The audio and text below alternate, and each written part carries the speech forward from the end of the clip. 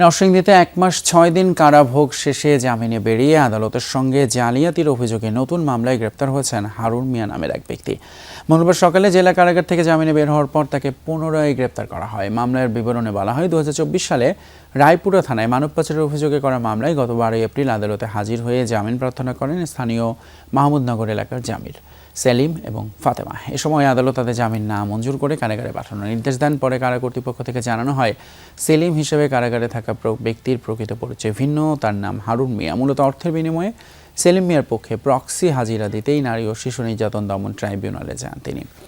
বিষয়টি আদালতের নজরে আসলে সোমবার মামলার প্রকৃত অভিযুক্ত সেলিম মিয়াকে কারাগারে পাঠানো হয়।